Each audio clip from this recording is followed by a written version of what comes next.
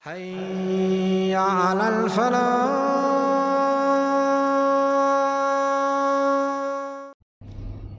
Assalamu alaikum wa rahmatullahi wa barakatuh, my brothers, my sisters. I want to talk about expectations of parents when it comes to their own children and the impact that that can have on these children.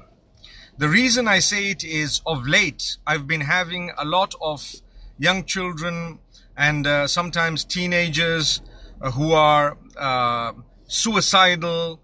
They feel very, very low. Their self-esteem is very low. And when you probe, you find that the parents have a very, very high expectation of those children. Now, when Allah blesses us with children, everyone loves their kids and each one wants the child to be the best. And each one prays to the Almighty that this child will be the best. And obviously we would love to see our children excel even beyond us. But what we need to remember is that is just a child. Each one has his own capacity. And, we don't need to expect them to come first in the class, to have straight A's, to be the wealthiest of everyone. We don't expect them to be, number one in everything. So we don't have to put all that pressure on the child, because then when the child does not perform as well as we would like the child to perform, what happens is we actually we have caused the child to become low in self-esteem because of our pressure. And because we're putting so much of pressure, the child is stressed. And if the child comes second, we say, no, you could have done better. I want to address those parents to say, please be careful. You need to understand, just encourage your child to do his or her best. Once the child has done his or her best, alhamdulillah, it's good. Bad behavior sometimes is actually worse than not performing in a classroom as well as your father or mother expected you to. Because each one has a capacity. Some take long to understand concepts. Some can understand these concepts a little bit quicker.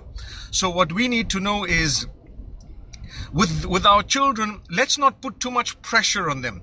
I always tell my children, look, I love you and I just want you to do your best. Wherever you've made a mistake, we will help. But if you have played around and so on and so forth, that is one thing. If you've tried your best and you do not perform, then you're not going to get scolded at. They should not be scared to face me as a result of what their performance was in the examinations. So if your children are frightened to show you their exam results, it's because of the way you have treated them and the amount of pressure that you've put. The amount of pressure that you have put on them to perform. And so they not only become hypocritical or they become scared, but it affects them mentally. I've known of children who, even before the exam results come out, they already are suicidal, they become depressed, they become sick.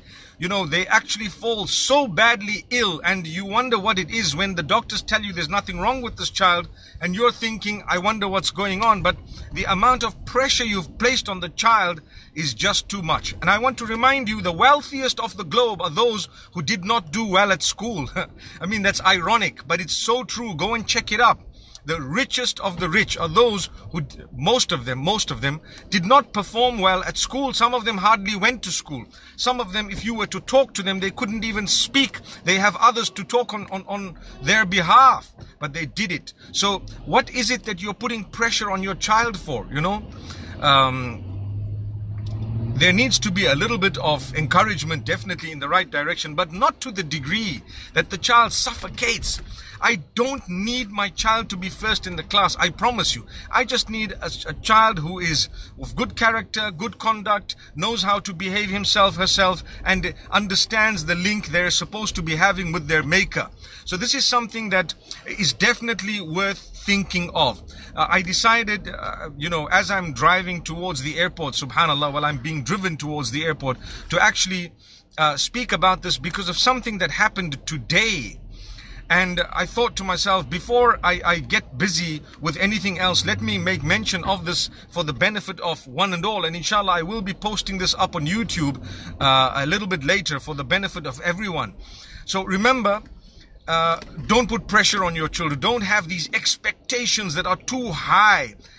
Even when it comes to marriage, some of us have very, very high expectations of our children, and we don't realize that sometimes they won't want what we want.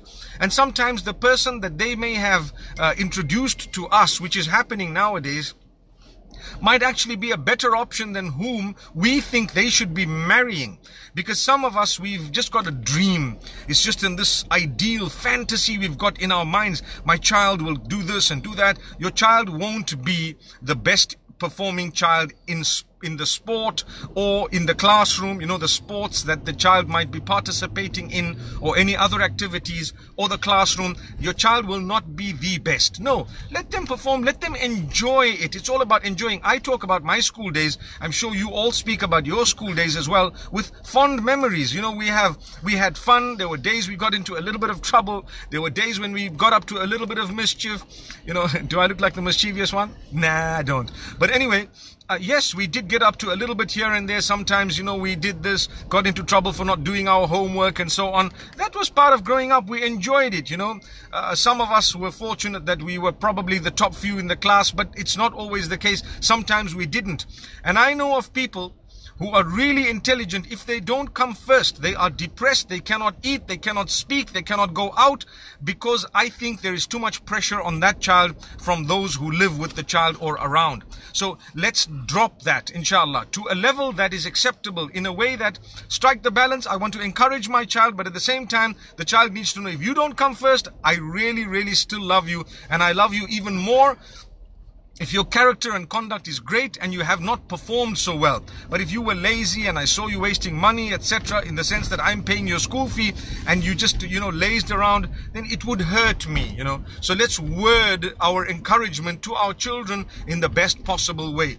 My brothers and sisters, this is a very beautiful message. I've kept it to the point, and I've spoken about this issue of putting pressure on our children, having very high expectations from our children, and the damage that causes. I've seen children who are suicidal. They literally want to kill themselves because they didn't do so well in the exam room. I mean, come on, my beloved parents, you're supposed to have thought of this from earlier on. We're going into a tunnel, so I don't know what's going to happen here. But inshallah, I'll still be able to see you a little bit. I hope the network is not lost. But if it is, inshallah, I will still be putting this up on YouTube, inshallah, and we will be able to benefit from it. We're already coming out of the tunnel from the other side. MashaAllah, tabarakallah. Okay, there goes. MashaAllah, we're back. So my brothers and sisters, I pray that you can help your children, especially those who are young and still, up and coming, to let them enjoy that part of their lives. Don't put too much pressure. Sometimes when it comes to perhaps religious studies, we put so much of pressure on the child that their growth and their upbringing is actually distorted, or it is stunted in one way or another. Something goes wrong because we've put so much pressure. They begin to dislike religious studies. I know when memorizing the Quran, for example, some of the parents put so much pressure on their children that the children begin to develop a hatred towards what they're doing, or sometimes the mischievousness shows in their behavior, and we don't know it was us who actually caused it because of the way we applied pressure, and we did not allow them to be children. When someone tells me, oh, my child became a hafiz, at the age of 4 and 5, and I start thinking there will be some form of deficiency in the growth of that child because of the pressure you've actually put for that child at such a young age to do something, and to push them for what? I mean, nobody's going to ask you when you're the imam of the masjid, at what age did you finish your salah, meaning your Quran, for example, or how good were your results at school when you've become a doctor or something. I know of people who are doctors, top doctors, who didn't make it first time. You know, they struggled even getting into the university. So remember, my brothers and sisters, I wouldn't like someone putting pressure on me to perform in a way that it depresses me, stresses me. The same way our children are even weaker than us. We're grown adults and we don't like it. What about little kids? I hope we've learned a beautiful lesson. Barakallah feek, inshallah. I hope to put this up, like I said. أقول قولي هذا والسلام عليكم ورحمة الله وبركاته.